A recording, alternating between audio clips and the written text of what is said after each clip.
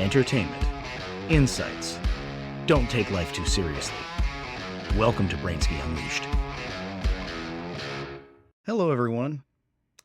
I've been pretty excited about being able to interview this guest today for a very long time. She's someone that I admire. Her father is someone that I deeply admired. She has overcome tremendous odds, given circumstances that most people probably could not handle. Her father was one of my mentors.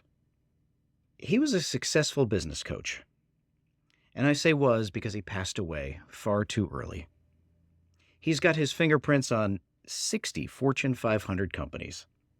He's worked for billionaire Charlie Munger.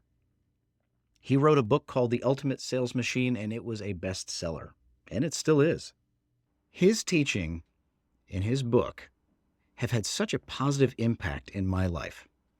I wouldn't be anywhere today in business had it not been for him.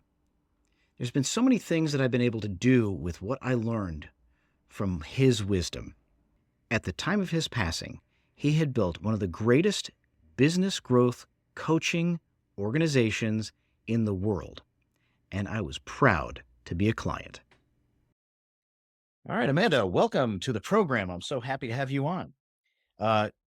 What I'm so excited to talk about today is the fact that you are Chet Holmes's daughter, and to me that's a big deal because, as I even said before we got started, Chet Holmes played a pretty big role in my life as far as being a mentor of mine. You came into the organization under unbelievably difficult terms. Can you kind of go into that?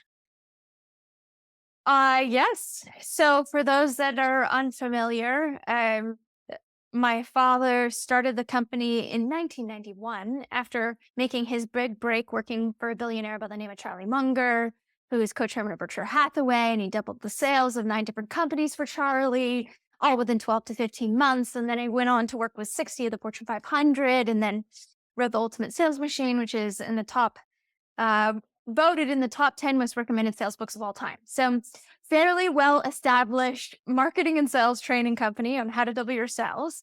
And at the time, I was a singer-songwriter when my father Wow. got ill.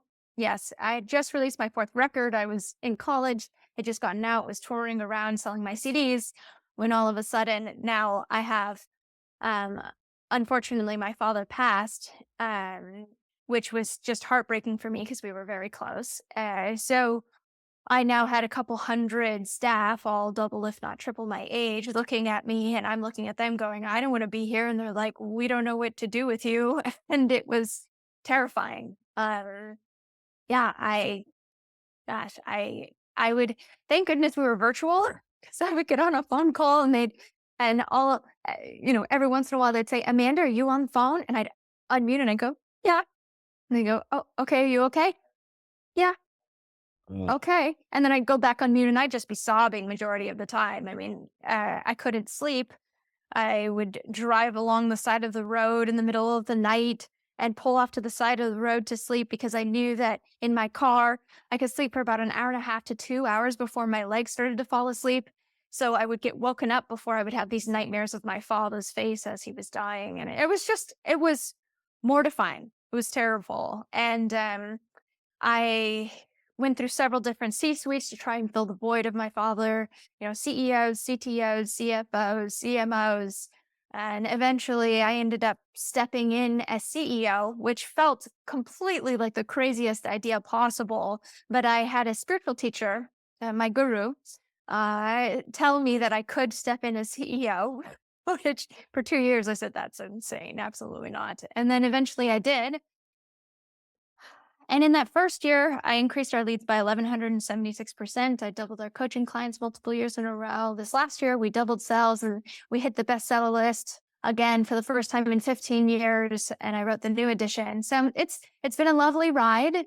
But I wouldn't have been able to do it without 2 things. One, I did a ton of work on my mental health, on my mental emotional intelligence with my teacher from the nonprofit Divine Bliss International. So I had to get my head in the right place. And then once my head was clear, then I just focused on the core competencies that my father teaches on how to double sales. He has the whole roadmap for how to grow a business. I just studied just like everyone else. I picked up the book, I started reading it, I watched his videos over and over and over and over again. So the 1-2 punch leads us here today. He definitely did establish the roadmap. Now, I want to backtrack for a minute because I realized that as I introduced you, good job hosting.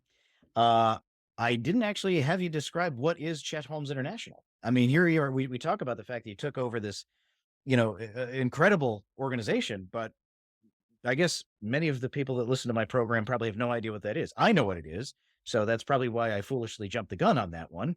But can you go over that one, Absolutely. Well, let me ask you a question, Thomas. please? What percentage of companies do you think make it to 1 million in annual sales? 1 million in annual sales, is it 5%? It is 5%. You get a gold star. I am such a Very good start. nice. Okay, from that, uh, only 0.08% make it from 1 million to 5. Of that, your chances actually increase to get to 10 million. It's 1.5% make it to 10 million, and 0.004% make it to 100 million and beyond. So, what is the difference between a company that goes from 1 million to 5, from 5 million to 10, from 10 million to 100 million and beyond? It's actually, we think it's a shiny object syndrome of 4,000 different things. It actually isn't. It's just about doing 12 things 4,000 times. It's about getting hyper focused and repetitively working on it until you create mastery. Because it every entrepreneur will tell you, well, if I just tweak my product, if I just tweak my service, this is where it'll be better. But if we give the example of Joe's hamburger joint, mom and pop shop, they put all their love and adoration into every burger. And then you look at McDonald's, who was started on the same corner in 1967, but one is the largest grossing hamburger joint in the world, and the other one is still the mom and pop shop working 9 to 5 or more, nights and weekends, trying to do this one location. McDonald's isn't a superior burger. It's the skills it takes to grow that business, and those skills can be developed. So we have 12 core competencies on how to double sales, and very often just one of them is enough to be able to double your sales. But it's the pig-headed discipline and determination to focus in on which of those core competencies can help you grow and scale, and to work smarter with every move you make. Because my father died at 55. I was 24 at the time. And for me, if doubling your sales means at the expense of your health or your happiness or your family, to me, it's not worth it.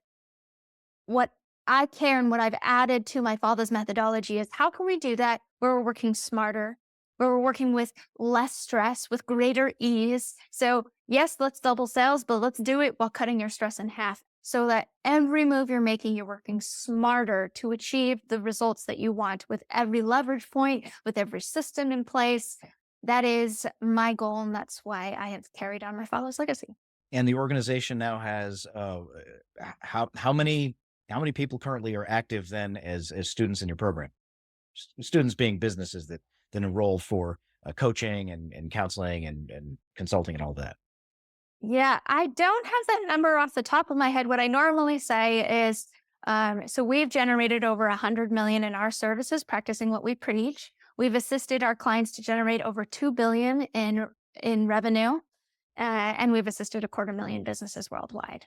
So that I guess is the definition of what is Chet Holmes International. I mean, like I said before, to me it's a big deal. What you guys do and what you stand for is instrumental in improving the lives of businesses that are willing to just open their eyes and learn.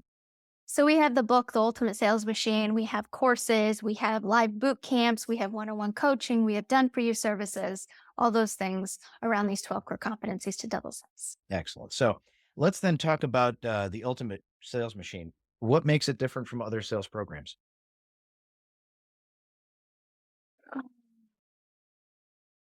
Well, I'll tell you, since you're a fan, my father originally wanted to call the book The Pig-Headed Executive Wins Every Time. I could so see him doing that. And Penguin, the publisher, said no one will ever buy that book.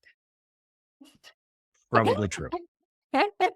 My father duked it out with them because he thought, how dare you? Because all through it, when you read it, all through it, he's talking about pig-headed Pig-headed discipline and discipline. determination. Yeah, over and over and over again. It's because that was the title of the book.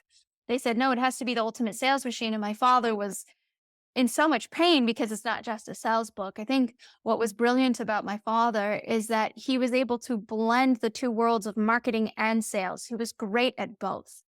Even stronger on the marketing side, which today, right, the blend of what marketers are responsible for versus what salespeople are responsible for, right? Marketers now have to track more of their ROIs.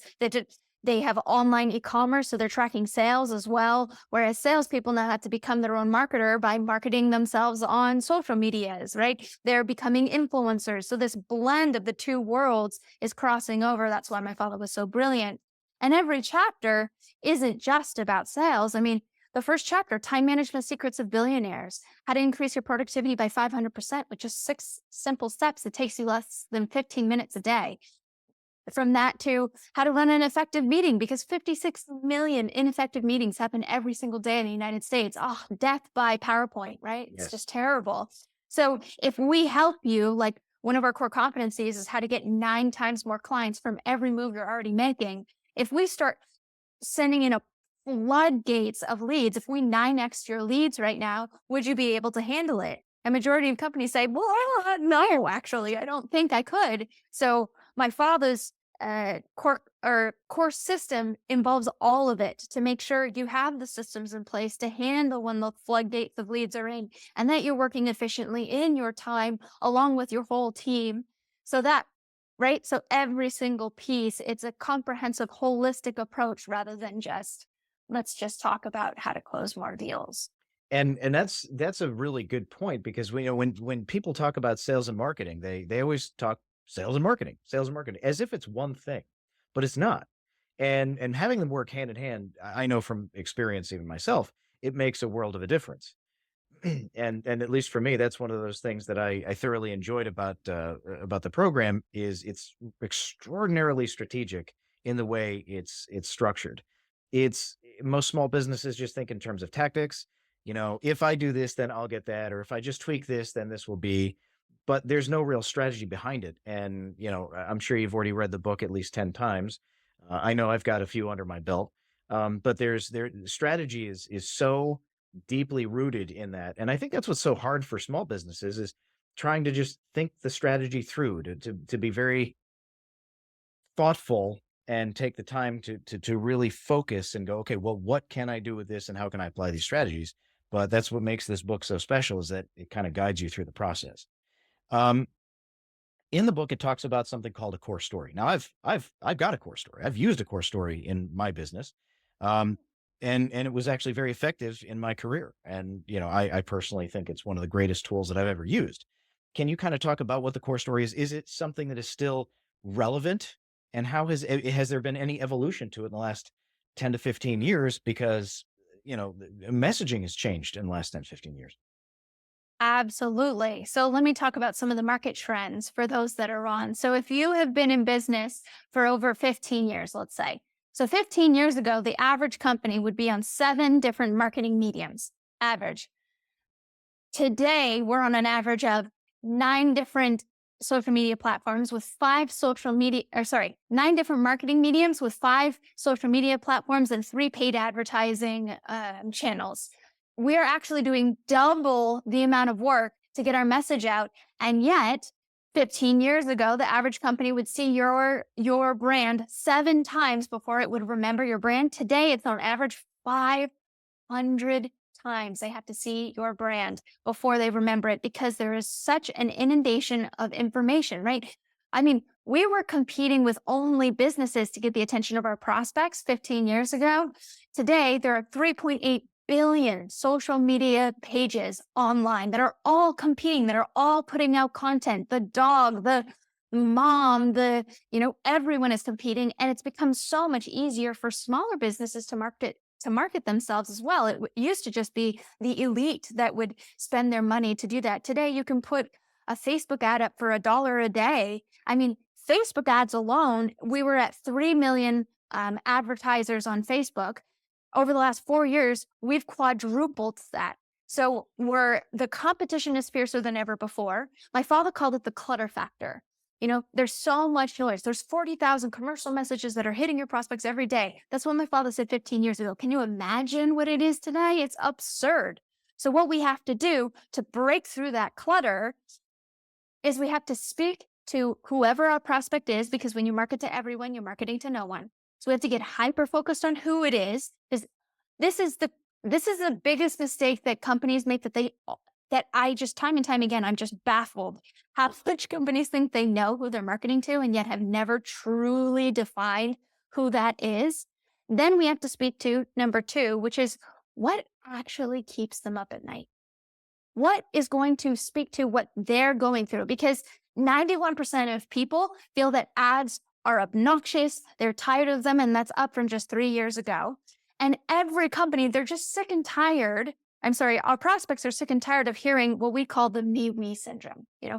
Let me tell you about me. Let me tell you about how great I am. I'm different from the rest. I'm better. Everyone else pales in comparison. It's Our products are obnoxious. great because we're great, and our products are great. Yeah, Exactly. it's So nauseating. it's so annoying that we tune everything out and we only focus on convenience and price. So what we have to do is, instead of pitching, pitching, pitching, we have to stop selling and start educating. Now, many people, as you were saying, tactical versus a strategist, many people are so tactical about their content. 40% of the content out in the marketplace today is actually hindering the probability of a sale. 40% of it. So how do we reach out to a prospect in a way that is compelling?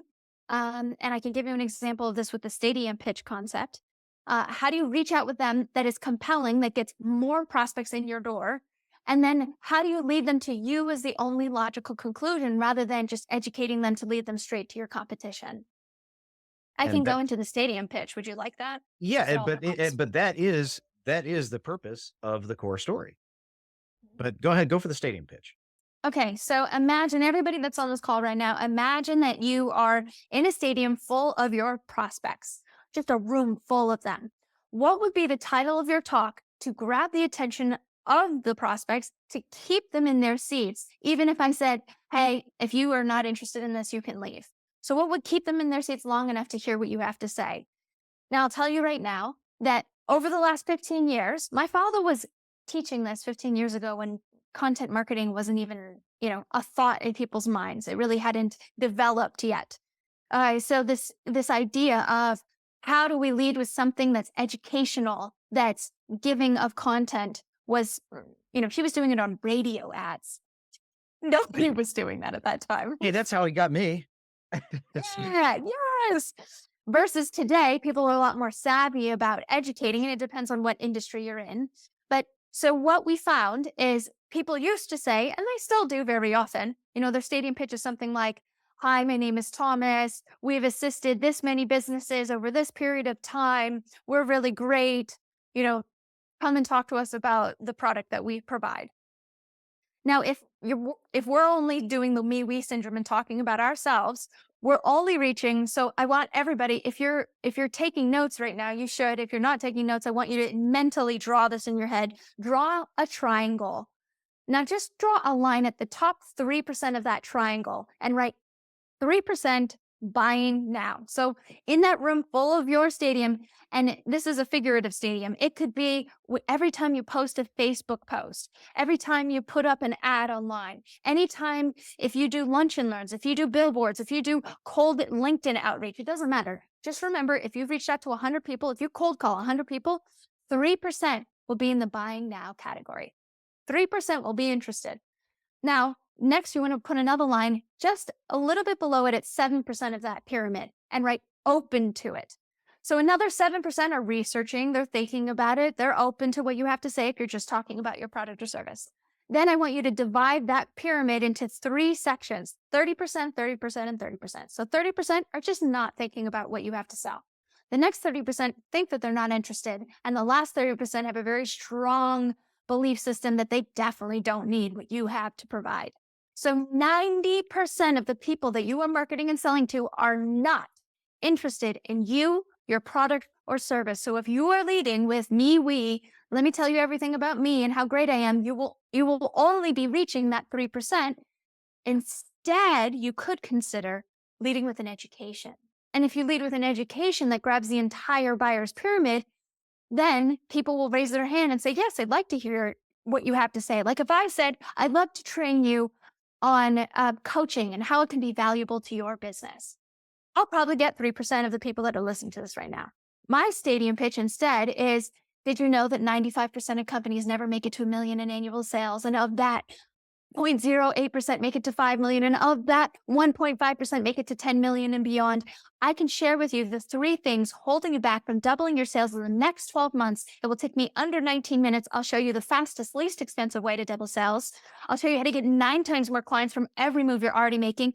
I'll show you another strategy that helps so that you will never have to feel salesy or pushy, because 80% of sales are made on the 5th to 12th contact. And I can show you how to follow up like a dream, because money is in the follow up. Would you like that 19 minutes? I can give it to you right now. I mean, who wouldn't want that, right? And that's what makes that so powerful. Now, as far as the core story goes, the data that you referenced, that's where that lives. So, to grab the attention of our prospects today, there's 2 different ways to grab their attention with that message. One is people think in stories. People remember stories since the beginning of time, right? We might not remember what we said in a meeting earlier this week, but we can remember the Netflix show we had 2 or 3 weeks ago that we watched.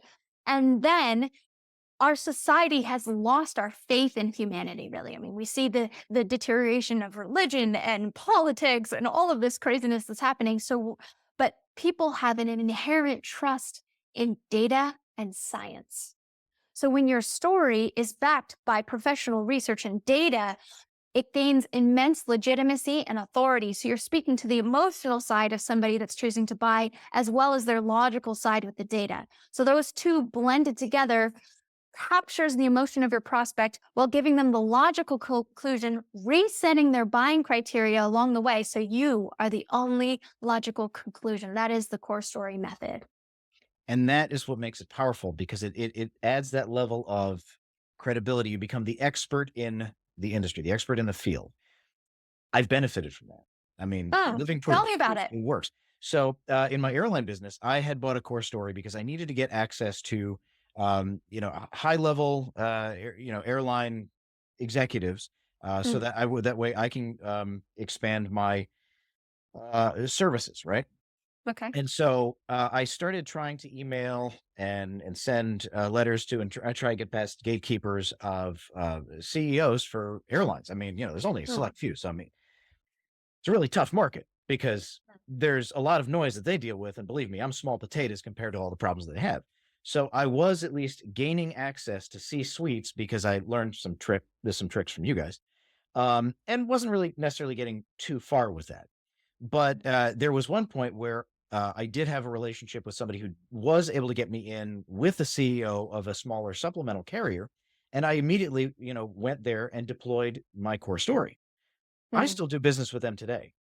That Wow. that one relationship alone turned into, millions over the last 20 years Wow. because of That's that one relationship. wonderful. And I was able to parlay that relationship to other carriers. Well, this is what we do for these people, and then boom, I was able to repeat. And so even though my core story wasn't, used repeatedly over and over again to a Mhm. mass audience, that one shot turned into another, and it became successful. And that's what allowed me to even buy into the dental field and run a completely separate company that I took from, well under $1 million in revenue to well over $1 million in revenue. So, it's been a very successful, path because of that one core story and a bunch of training sessions I spent, with your people. I love It that. I does love work. to hear that. Oh, it's That's it's incredible. fantastic. Yeah. So, I wanted to kind of ask you about the core story, because the one thing that I got most when I would tell people about the core story and about Chet Holmes. I mean, believe it or not, I'm Mhm. like a walking billboard for your organization, and that's why I was so excited to get this interview. I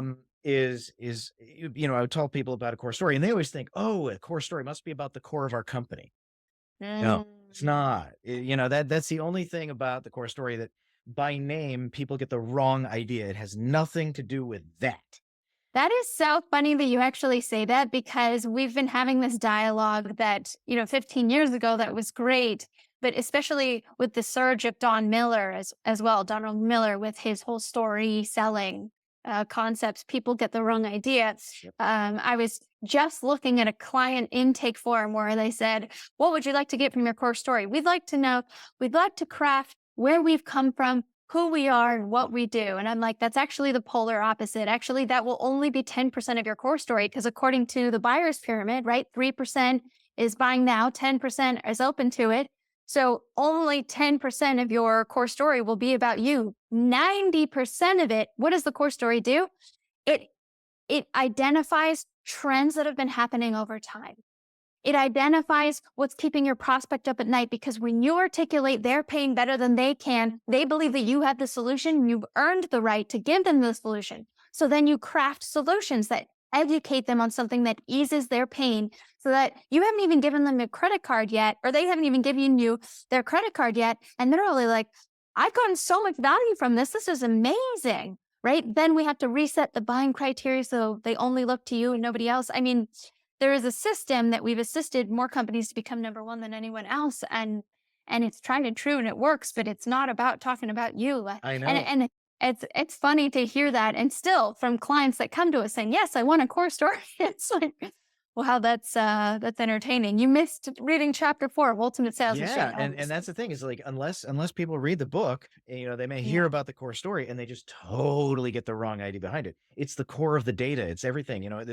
That core data is what's deployed in all of your marketing and all of your sales and all of this stuff. That's what is actually being pulled from. That's the core. I always just found that to be very funny when I would talk to people. The other thing I'll even mention is that I actually took the core story because mine, the way it was written, I actually then redeployed it as a training tool, and I started selling customer service training Oh, because the that's data in great. there could be used for that. So it Absolutely. really Yeah. was great. I was just on with another client where so the system that we teach for how to craft a core story is just it's not like it's this new concept. It's what when people have 30 years experience in their industry in their field, this is how they operate. They talk about here are the trends of what we've seen over time and back when I was doing this 20 years ago, I recognized this, but now it's changed, right? They naturally say these things. So for a young, like for me, I come into the business, I'm 25, 26, I'm trying to sell into Fortune 500 companies.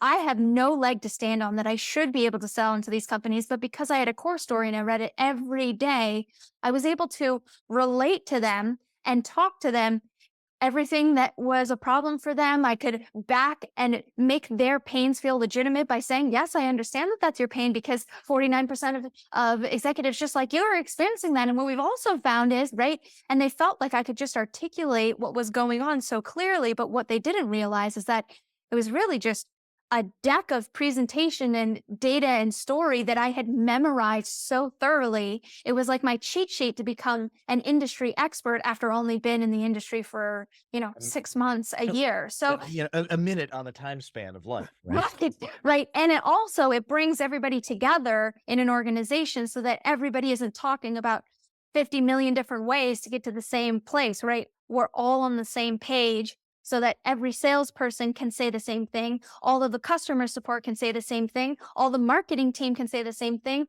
Your outside outsourced marketing teams can say the same thing. Everyone is saying the same thing across every different medium. It all comes together as one core story.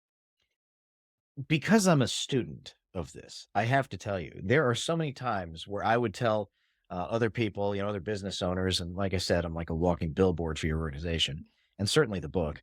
Um, I can see people who've subscribed to Chet Holmes. I can Ah, see, when I see the marketing, when I see the techniques, I can actually see, oh my gosh, they are following it. They figured it out. They followed it. They probably got a core story, but they certainly followed it because step by step, it's so smart. And it's like you can see it if you're paying attention. It's kind of fun for me. I love that. You know how my father said, so what is it like 95% of people are tacticians, right? They're just Yep. trying, how do I get a sale? How do I get an appointment? How do I get a lead? And they're not thinking strategically about all of the different ways that they could you can achieve 8 different strategic objectives with one tactic. Are you setting yourself up as the number one expert in your field? Are you giving them so much information that they'd want to refer you to all of the people that they know and love? Are you uh, preempting your competition with every step, right? So many different strategic objectives, and I don't know, 0.9% of executives that can be both strategic and tactical, where they have that bigger picture and understand how to create a strategy that slaughters every other tactician. It's such a rare thing to find, but when you find them, I love that too. Like when I identify that out of a group, I'm like, yep, you're a strategist. And they go, what am I? And I'm like, okay, read this part of the book and then you'll realize who you are. And I find it fun. And it's one of the gifts that I'm lucky to have is those people from all around the world come to me in different industries. Like I have one in bathroom fans and I just love him to death. He was working in Panasonic. His name is Jim Shelton. And they grew their sales when I was working with them. They grew their sales by 400% over 9 years. But for a Fortune 500 company, that's a hard thing to do, right? It's like moving a Titanic. So they were the bathroom fan division. But this guy is a strategist through and through. I also have a client in India that I had just seen in December. He sells door handles. Now, how insignificant can a door handle be to a builder? They really don't care at all. Of But now course. right? But now he's educating architects and builders on the 5 biggest mistakes architects make that's making them lose money on their architecture firm, right? They're leading with a stadium pitch and then he's educating them. And then it all leads back to door handles and he's selling like hotcakes. Because no door handle manufacturer is talking like he's talking. He's become a strategist. So I Oh, do feel very lucky that I get to interact with these people every day. I love that. In one sense, I'm jealous because I mean, stuff like this like excites me. You know, the idea of like interacting with people and helping them build their business. I mean, I do some, I wouldn't say that I'm a paid coach, but I mean, I generally offer advice. Most of my advice is, like I listen, ask questions, and then I immediately go back to Chet Holmes mode and, ask questions. You're talking too much, stuff like that. But I mean, for what you do, it's got to be just a fantastically rewarding career, It even though it is was fun. completely unexpected, in your life. Um, I am curious, what does like an idle Tuesday look like for you? You're one of the busiest people. I mean, you run a big organization that does a lot of things. What does an idle Tuesday look like in your life? I'm curious. Uh, it depends. So I follow the structure that we teach about you should have particular impact areas in your business that you meet with groups 1 hour a week. So my lead generation group, I meet with 1 hour a week and it just happens to be on Tuesdays. So on Tuesdays, I'm back to back with marketing, then sales, then operations, right? Every impact area. And every week we're working on improving some area of that part of the business because so often, right, we're just working in the business instead of working on it. So Tuesdays are my work on the business that day particularly. But I've been doing a lot more since I became a best-selling author. I've been doing a lot more keynotes. So depending on the week, I've been on the road a lot more than usual. Um, And yes, congratulations on that being a best-selling author. Man, thank that's a you. big deal. And then so as far as achievement goes, business can be selfish, it can be cutthroat, but yet, even earlier in the podcast, you mentioned it doesn't have to be like that. So can you kind of discuss a little bit more about how you can do things with a better focus on gratitude and humility and enjoying what you do versus just the cutthroat lifestyle of running a business? Mhm. So when I first accepted the deal to write the new edition of the Ultimate Sales Machine, I went to my guru, my Indian saint, Sarvaloka Ma Guruji Punamji. It's part of her name.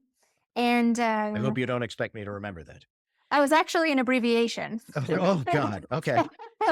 But she's the founder of Divine Bliss International, Okay. finding bliss in your life. So I went to her and I actually asked her, what should I put in this book? When I asked people what I should add to the book, they said, "Don't touch it. It's freaking perfect." So I totally had no idea what I should add to it.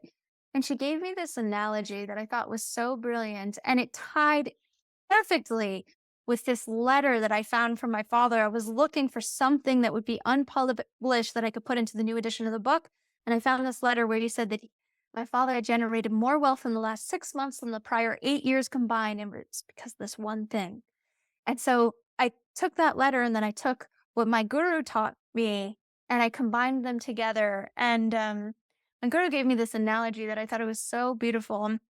She said, you can have a tree full of apples, and you can go up to the tree and you can take an axe, and with all the rage, you can chop off a limb of the tree, grab the apple, and eat it in pressure, in greed, in anger, in manipulation.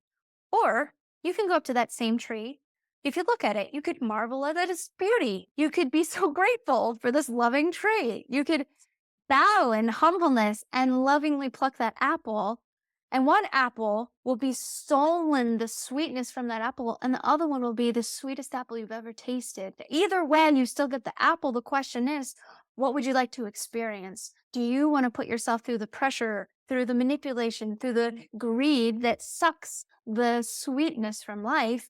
Or would you rather come from a humble way of gratitude and service to this lovely apple and tree that makes it the sweetest apple you've ever tasted? And that analogy, when my guru taught me it, was the shift that happened in my head that actually assisted us to double our coaching clients multiple years in a row. Because I was selling webinars one to many at the time. I was 26. I'd have like 400 CEOs on a call. Oh my God, I don't even know how I did this. It's just so weird. But that shift in perspective of, wow, you could plant a seed and grow an orchard full of these bountiful trees and lovingly pluck the fruit, or you could do it in anger and pressure. And my father, in this freaking letter, said the same freaking thing, that his whole life he lived in pressure and stress and anger to prove himself worthy. And it wasn't until the last months of his life that he shifted that perspective and started seeing a new way. And in it, he generated more wealth than he ever had. And, it makes me teary eyed at times when I talk about this thing. I'm not crying now, but it's like he got there too late. And so the one thing that I wanted to leave everyone with is this concept that, you can live from a place that doesn't have to be so stressful, and you can come from a place where you're actually of service and you don't have to greedily take everything possible, and you can grow that way. And so I put that into the final chapter and I called it the encore my father never got to give on how to live a rich and full life. Well, I can tell you I've read both books. I've read your dad's and then your version, and I'm actually reading your version for a second time right now. Uh, Okay. because I recognized that there's so much value in what is written, and there is so much potential that I have in my own life and my own businesses that I currently am not tapping because Mm, I'm not following the steps that I know are there that I've read before that are mm, not impossible, that are absolutely completely proven. And, it's just, well, I'm too busy working in my business than on it. And that's just a bull crap excuse. But excuse or not, it's on me to, pull my head out of my, backside and do something about it. yeah. So, Amanda, I cannot thank you enough. I know that you don't have all day, and I thank you so much for spending some time with me.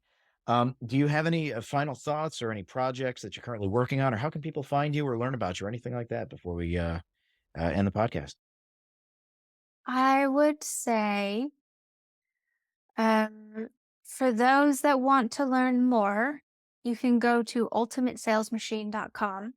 And if you want something for free, chapter 4 is for free. How to get 9 times more impact from every move you're already making to generate new clients. Or you can buy the book, which is the best 17 bucks you'll ever spend, Amen. right? It's a quick framework on how to grow and scale your business that's worked for 250,000 businesses. It can work for yours too. And then besides that, I'm on all the social medias. I spend most of my time on Instagram. And there since Amanda Holmes was taken by some person that doesn't care about her Instagram and I can't get it from her, we had to use my salsa name, which is Amandita Holmes. So you can find me there, Amandita Holmes. I'd love to hear from you. All right. Well, thank you so much again. I appreciate it. And maybe at some point we could have a follow-up. I would love to be able to do that with you if you're ever open to it. That sounds wonderful, Thomas. All right, thank you. If you like this program, hit the subscribe button. Leave us a 5-star review. Most importantly, share it with your friends so they can enjoy it too.